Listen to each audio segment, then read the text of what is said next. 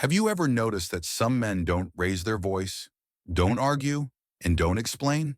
They don't chase validation or try to be seen. They simply step back. And when they do, the energy in the room shifts.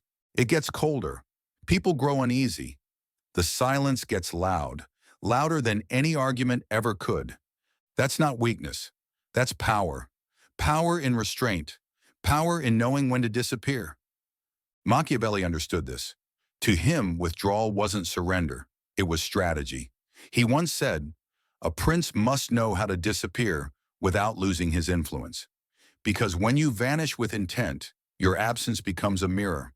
And in that mirror, people don't just see you.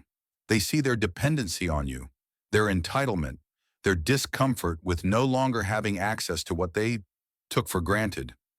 They don't actually miss your presence. They miss their power over you. They miss the ability to summon you, to expect you, to rely on your endless availability. And if you're the man who always replies, always explains, always shows up, even when it drains you, then you haven't been loved. You've been used." Machiavelli didn't view predictability as a strength. He saw it as a liability. A man who is always available is never respected. A man who is never feared is always controlled. You might think your kindness builds connection, but kindness without boundaries only builds resentment. It turns you into background noise, into someone who's emotionally on call for everyone else's problems. Someone who says yes when silence would have been more powerful. Every time you choose peace at the expense of your dignity, you give away a piece of your worth.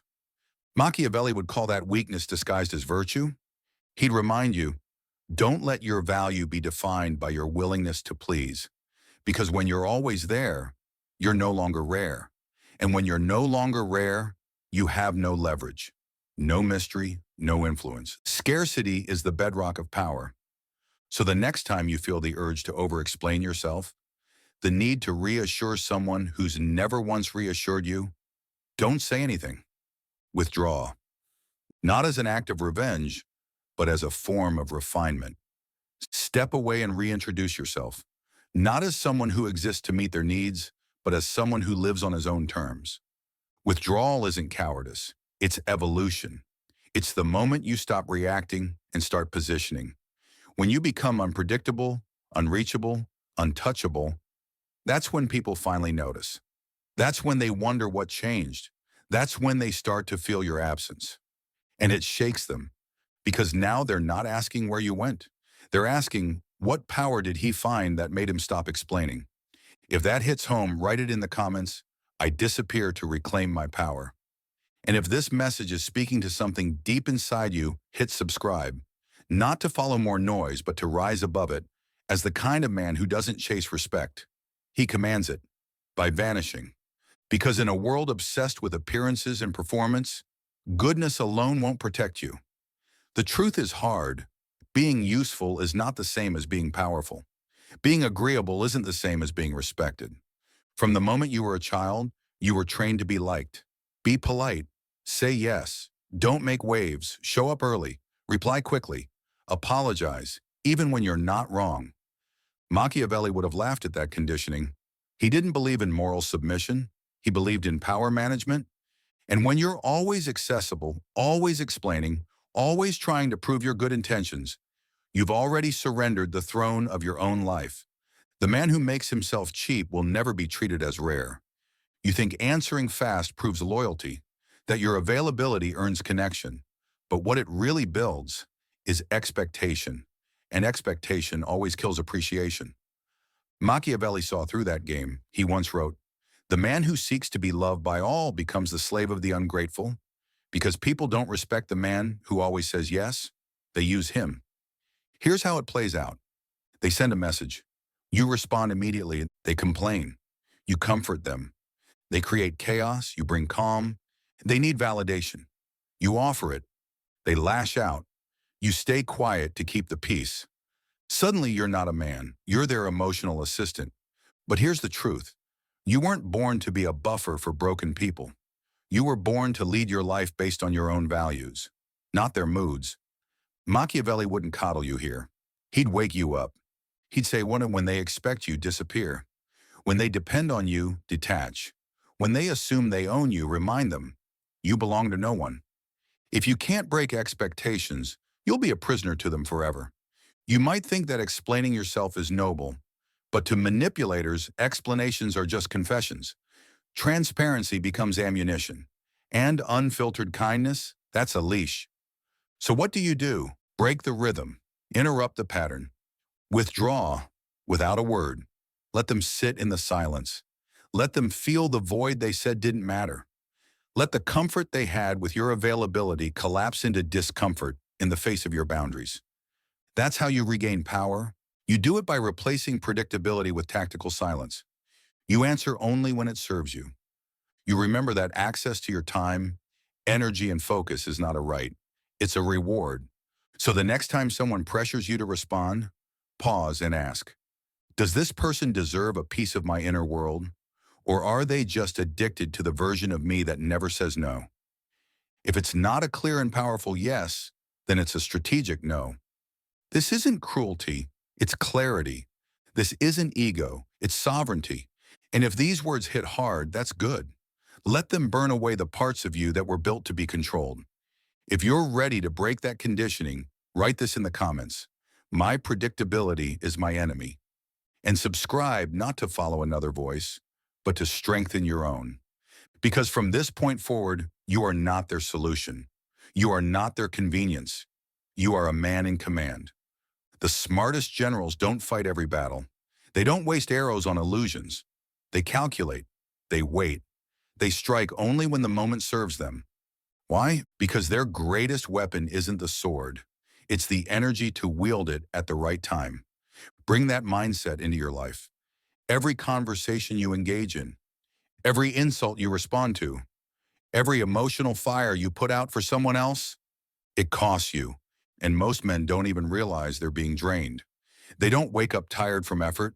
They wake up tired from exposure, from being too available, too accessible, too reactive. You're tired, and it's not because you've been working too hard. It's because your energy is leaking, little by little, conversation by conversation, conflict by conflict. You're not burned out from effort. You're burned out from exposure, to people who drain you, to situations that weaken you, to habits that rob your strength drop by drop, until all that's left is resentment. Machiavelli wouldn't call this burnout. He'd call it strategic failure. Because a man who wastes his power on small battles will have nothing left when the real war comes. And make no mistake, there will be war, maybe not with swords, but with emotions, attention, perception, and control. Your energy isn't infinite, it's currency, and who you give it to is who you serve. Carl Jung once said, every thought, every emotion draws from a limited reservoir. Machiavelli takes it even further. He believed energy is not just to be guarded, it's to be weaponized. It's like gold to a king. You don't spend it to be generous, you spend it to gain advantage. You might believe you're being noble by always showing up, by responding to every cry for attention, by defending yourself in every pointless argument. But let's be honest, every time you react, you're being mapped, profiled, and predicted. And the people pulling the strings don't need to overpower you. They just need you to waste yourself. And you'll do it because you think you're being kind, but in reality, you're just surrendering your kingdom. Machiavelli wouldn't accept that. He'd look you straight in the eye and say, withdraw your energy from the useless. Let the fools burn themselves out in the silence you no longer break. Because when you stop giving them what they want, your validation, your time, your attention, you become dangerous. They'll say you've changed. They'll call you distant. They'll say you're selfish. But Machiavelli would smirk. Because you've stopped being predictable. You've stopped being easy to manipulate. You've become unreadable. And the unreadable man, he becomes ungovernable. You weren't born to be a faucet that anyone can turn on when they're thirsty for comfort. You were built to be a fortress, a man who protects his inner fire like it's sacred. Because when your energy becomes sacred, your presence becomes rare. And when your presence is rare, it becomes power. So here's your command. Stop wasting your energy on battles that don't serve you. Conserve yourself. Save it for the real war. The next time someone tries to provoke you, stop. Ask yourself, do they want resolution or do they just want control? If you don't know the answer, default to silence, not because you're weak, but because you're done being played. If that speaks to you, drop this in the comments. My energy feeds no fools. And if you're ready to stop reacting and start commanding, subscribe now. Not to join the noise, but to step out of it, to fortify your clarity. Because from this moment forward, you don't react. You calculate. You conserve. You rise. Now let's talk about silence, because silence isn't retreat. It isn't surrender. And it sure as hell isn't weakness. Silence is a setup. It's a trap wrapped in stillness. A strategic move by those who no longer dance to the chaos of others. Machiavelli never saw silence as absence. He saw it as camouflage. He said, "The wise man does not need to lie. He only needs to withhold." In a world where everyone is shouting to be seen, the man who says nothing becomes a threat. When you go quiet, you shatter the pattern. You remove yourself from the script they were counting on. You become unreadable. And what people can't read, they can't control. That's why silence rattles people. The same ones who used to praise your kindness and dependability, now they're uneasy. Now they say you've changed. They used to call you kind. Now they call you distant. They used to say you were dependable. Now they say you've grown cold. But here's what they won't admit. They never respected your character. They respected your compliance. They admired the control they had over you, not the man you actually were. And now that you've gone quiet, now that you've set boundaries, their mask starts to slip. Machiavelli knew what silence really did. He said, silence doesn't confuse the strong. It terrifies the manipulative. Because silence breaks the mirror. And when someone used you as a reflection of their comfort, your absence forces them to see only themselves. And most people can't bear what looks back. They liked you when you were predictable, when you were their echo chamber, their savior, their distraction. But when you stop playing your role, they're forced to face the emptiness they were hiding behind your presence. That's when the mask collapses. That's when the same people who once smiled at you start to accuse you. Your silence? They'll say it's arrogance. Your boundaries? They'll say it's cruelty. Your growth? They'll call it betrayal. But don't respond, because in that moment, you're watching their illusion unravel.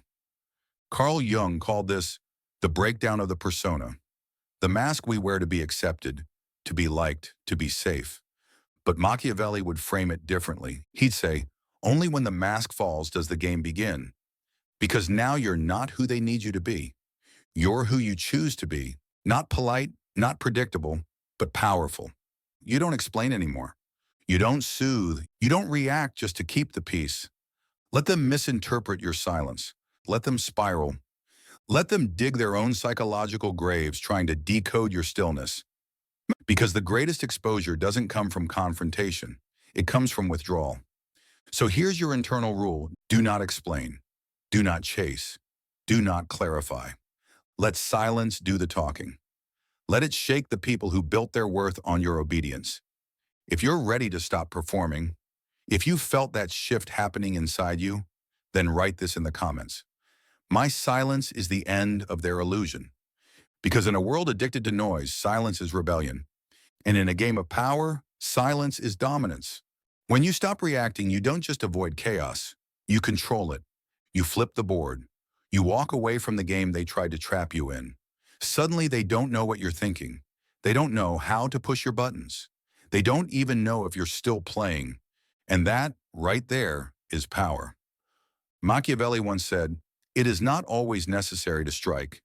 Sometimes not moving at all is the most terrifying strike of all." Because when you withhold your response, you don't just create distance. You create pressure. You create a vacuum, one that forces the other person to talk more, panic more, reveal more. In their desperation to fill the silence, they expose themselves. Most people are conditioned to react to everything, every insult, every emotional bait, every little test. And the second you take that bait, they've got you. You're no longer sovereign. You're no longer self-commanding. You're being pulled by invisible strings. But when you say nothing, when you don't bite, they crumble. Not because you defeated them in an argument, but because their manipulation no longer works. Manipulators fear silence. They can't use it, they can't twist it, and they definitely can't predict it. That's why you don't need to shout. You don't need to prove anything. You don't need to defend yourself in every situation. Because silence, it's the death of their narrative. It unravels their story without you lifting a finger. Carl Jung believes silence reconnects you to your true self. Machiavelli would take it even further. He'd say silence disconnects your enemies from theirs. It turns their aggression inward. It leaves them alone in the echo chamber of their own chaos. This is not avoidance. This is siege warfare, psychological dominance through stillness. They react. You observe. They burn out. You sharpen. Here's the rule. He who speaks first exposes first. He who reacts loses the frame. But he who holds his silence owns the moment. Let the silence stretch. Let them feel the tension. Let their words echo back at them with no reply to shield them. Because in that silence you reveal everything, while showing nothing. If you feel this in your gut, type it in the comments. My silence commands. Now let's address the part no one talks about. The pain. There's a kind of pain most men don't know how to name. It doesn't come from betrayal or failure or heartbreak. It comes from what happens after you withdraw. You stop replying. You stop explaining. You stop performing. And suddenly the noise is gone. At first it feels like freedom. Then it feels like doubt. And then it hits the loneliness, the emptiness, the unfamiliar silence where their expectations used to live. You start to second-guess everything. Did I go too far? Was I too cold? Did I destroy relationships I might need someday? But if Machiavelli were here, he wouldn't hand you comfort. He'd give you clarity. He'd say, power is not born in applause. It is born in isolation. And that isolation, it's not punishment, it's purification. You're not grieving the loss of people. You're grieving the death of the version of yourself that depended on their approval. The version of you that lived for validation, that stayed in rooms just to feel useful, that said yes just to avoid conflict, that showed up to prove his goodness. But every time you said yes to them, you were saying no to yourself. And now that obedient version of you, he's dying. And that ache you feel in your chest, it's not weakness, it's detox. And in the space that ache leaves behind, something stronger is rising. A man who doesn't need permission. A man who doesn't explain himself. A man who vanishes and returns on his own terms. Carl Jung called this individuation, becoming whole by integrating all parts of yourself. Machiavelli would frame it as a transfer of power. Not power that's handed to you, power that you take back, from the hands of people who once fed on your need to be seen. It's uncomfortable. It feels unnatural. But so does every transformation that matters. The lion isn't born in a crowd. He's born in solitude. And he roars not for approval, but because he remembers who he is. So don't run from this pain. Stand in it. Let it hurt. Let it cleanse. Let it crown you. Because you didn't lose them. You lost the illusion of them. And in doing that, you found you. If you feel that shift rising inside you, write it in the comments. My solitude is my sanctuary. Now let's make something clear. There's a big difference between being seen and being remembered, between being around and being respected, between being liked and being valued. Most men confuse attention with influence, but Machiavelli saw deeper. He wrote, "The prince who is always seen becomes ordinary, but the one who chooses when and how to appear becomes unforgettable." You used to be constantly available, predictable, accessible, and that made you convenient, not powerful, because what's always available loses its mystery. What's always accessible loses its edge, and what's always present becomes invisible. You showed up before they wondered. You answered before they missed you. You explained before they even questioned. And by doing that, you trained them to treat you like a background character in your own life. But here's the truth no one told you. Scarcity creates value. You don't need to vanish. You need to become intentional with your presence. When you speak too often, your words lose weight. But when you speak rarely, every word becomes an earthquake. When you're always around, you're noise. But when you appear only when it matters, you become signal. Machiavelli would call this calculated absence, not as a manipulation tactic, but as a way to build gravity. He'd say, let them feel your absence so they remember the cost of your presence. This isn't cruelty, it's asset protection. Your time, your energy, your attention, your emotional bandwidth. These aren't donations, they're investments. And not everyone qualifies. So here's your new standard. Not everyone gets a reply. Not everyone deserves an explanation. Not everyone earns your presence. And the more they assume you'll show up, the more you must challenge that assumption. Because when they're unsure where you stand, they begin to respect your power. Think about gold. Its value isn't in how bright it shines. It's in how rare it is, how protected it is, how hard it is to reach. So ask yourself, why should your presence be any less valuable? Why should your attention be handed out like a free sample? The man who is always seen is easily forgotten.